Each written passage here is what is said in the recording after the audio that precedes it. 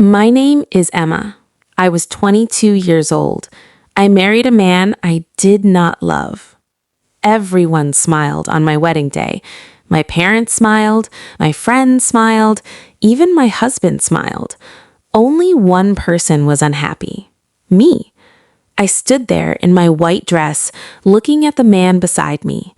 His name was Michael. He was kind, honest, successful. Every woman in town wanted a husband like him. My mother called him a gift from God. My father trusted him completely. Everyone said I was lucky. Maybe they were right. Maybe I was. So why was my heart beating so fast? Because I was hiding a secret nobody knew. Not my parents, not my friends, and certainly not Michael. 3 days before my wedding, I almost ran away. I still remember that night. I was sitting alone in my bedroom. My wedding dress was hanging on the wall. My phone was in my hand, and I was staring at a message. A message from someone I had not seen in 2 years. The message said, "Emma, if you don't love him, don't marry him." The message came from Ryan, the only man I had ever truly loved. Ryan was not rich. He did not have a big house. He did not have a good job. But when I was with him, I felt alive. We had dreamed about a future together, a small house, a simple life, a family. Nothing fancy, just us. But dreams do not always survive real life. Ryan lost his job. Then his father became sick. Money became a problem. Every conversation became an argument. Every plan became impossible. Slowly, the future we imagined started falling apart. One day, we had a terrible fight, the worst fight of our lives. I said things I should never have said. He said things he did not mean. Then he left, and he never came back. For 6 months, I waited. For 6 months, I checked my phone every day. Nothing. No call, no message, nothing. Eventually, I convinced myself that he no longer loved me. So when Michael entered my life, I said yes, maybe too quickly. Michael treated me with respect. He brought flowers, he listened when I spoke, he never made promises he could not keep. My parents loved him immediately. And honestly, I wanted the pain to stop. I was tired of waiting for someone who was gone. So I accepted Michael's proposal. Everyone celebrated. Everyone except me. Because deep inside, I knew the truth. I cared about Michael, but I did not love him, not the way a wife should. The wedding came closer. Every day became harder. Every smile felt fake. Every congratulations felt heavier. And then, 3 days before the wedding, Ryan sent that message. My hands were shaking. I read it again and again and again. "Emma, if you don't love him, don't marry him." A few seconds later, another message arrived. This one was even shorter. "Meet me tomorrow." My heart nearly stopped. 2 years I had wanted an explanation. 2 years I had wanted answers. And now, one day before my wedding week, Ryan suddenly wanted to see me? I knew I should ignore the message. I knew I should block his number. I knew I should focus on Michael, the man I was about to marry. But that night, I couldn't sleep because one question kept repeating inside my head. Why did Ryan come back now? A long pause. The next morning, I made a decision that would change 3 lives forever. I agreed to meet him. The next morning, I agreed to meet him. I told my parents I was going shopping. I told Michael I needed some time alone. Both of them believed me. That made me feel even worse. By noon, I was sitting in a small coffee shop on the edge of town, the same place Ryan and I used to visit years ago. My hands would not stop shaking. Then the door opened. Ryan walked in.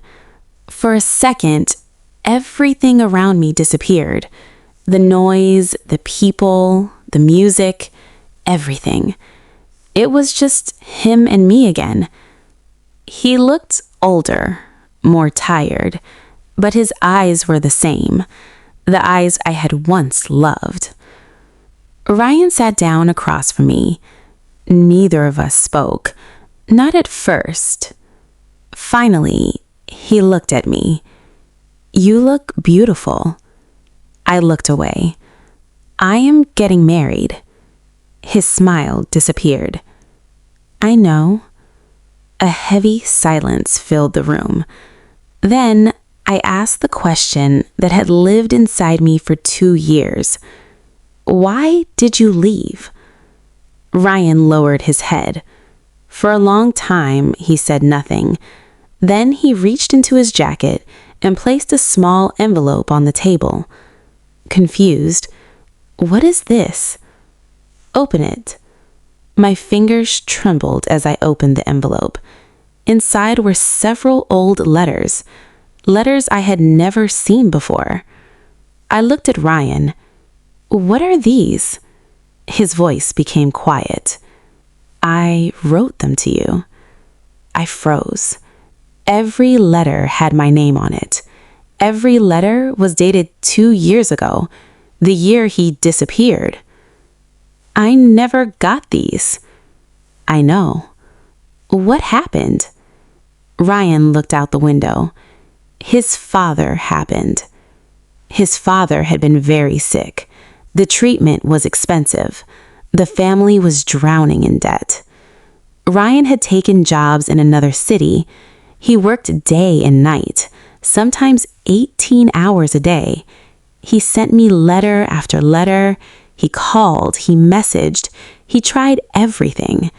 But I never received anything. Why? Ryan took a deep breath.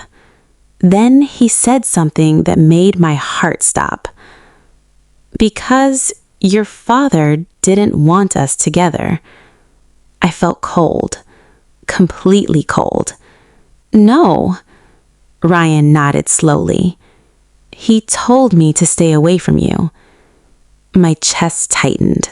I could barely breathe. Ryan continued. "He said I could never give you the life you deserved. He said you would suffer with me. He said if I loved you, I would let you go." I couldn't believe what I was hearing. My father? The man I trusted my entire life?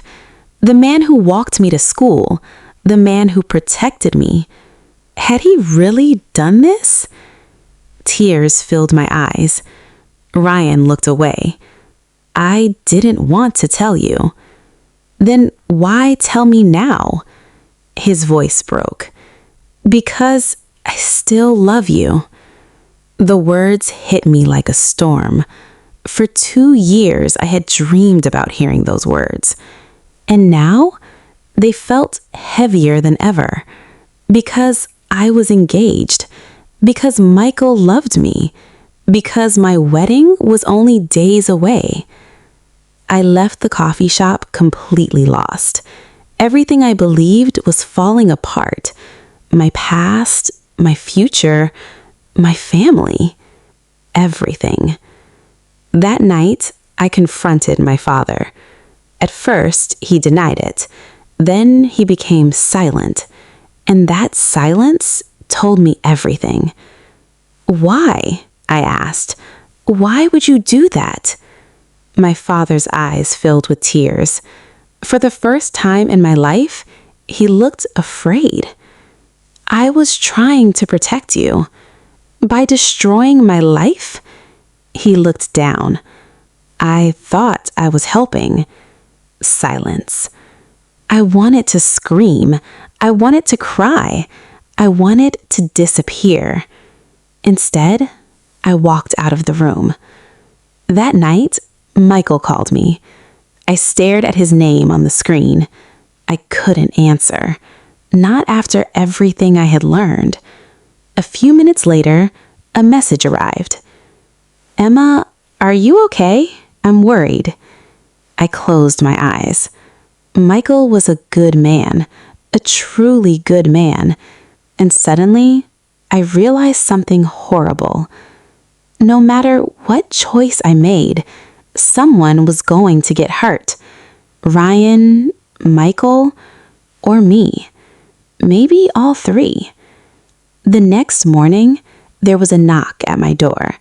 I opened it, and my blood ran cold. Standing outside was Michael. He looked pale. His eyes were red, as if he hadn't slept all night. Then, he held up his phone. "Emma, who is Ryan?" Michael stood at the door. His face looked pale. His eyes were red, as if he had not slept all night. "Emma, who is Ryan?" For a moment, I couldn't speak. I had imagined this conversation many times, but now that it was here, I felt completely helpless. Michael stepped inside. He closed the door behind him. Neither of us sat down. Neither of us moved. The room felt frozen. Finally, I whispered, "He was the man I loved before you."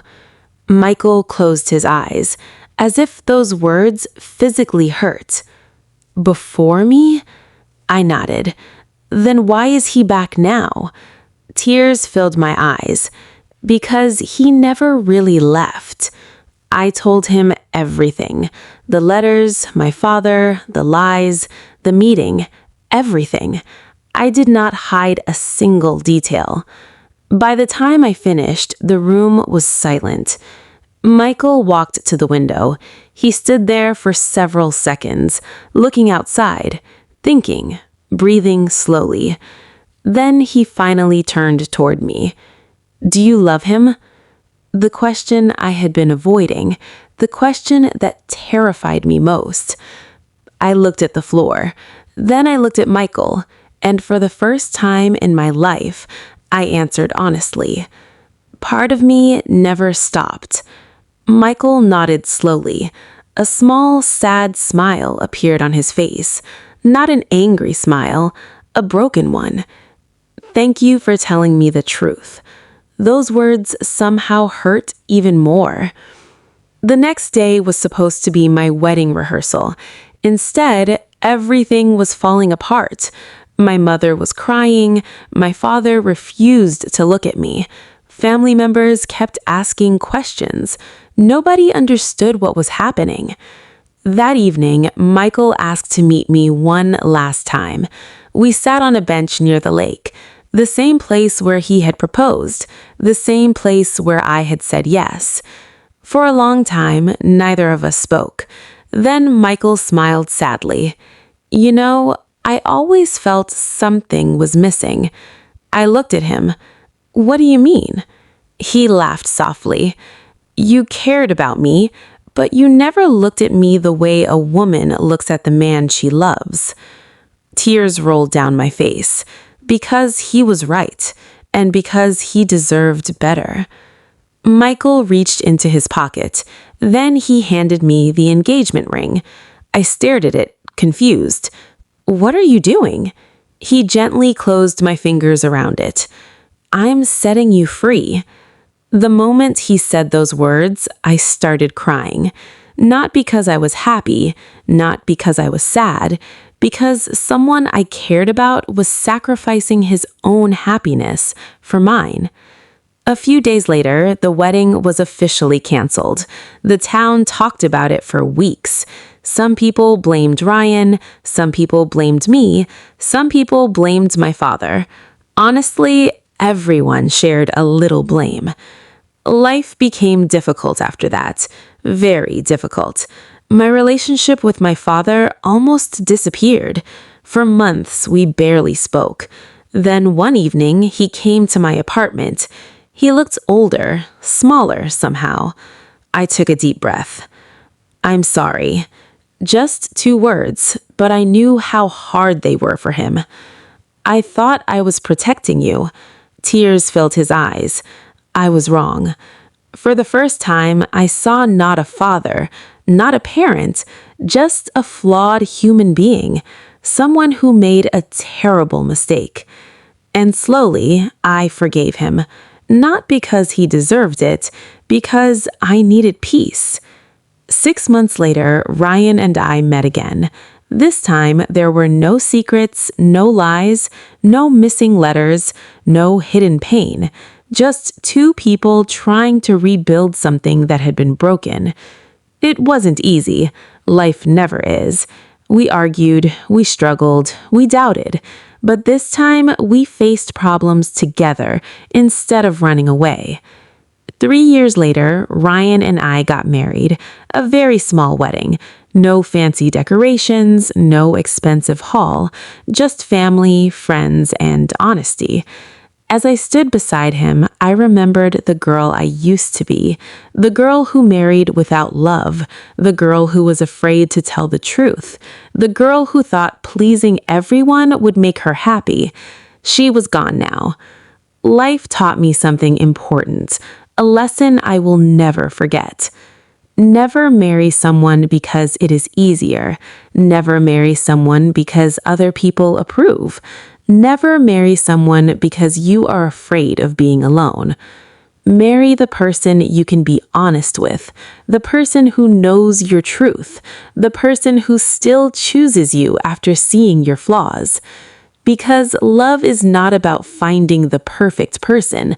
Love is about finding the person with whom you never have to pretend. And after years of confusion, years of regret, and years of searching, I finally found that person. His name was Ryan, and this time I didn't let him go. The end.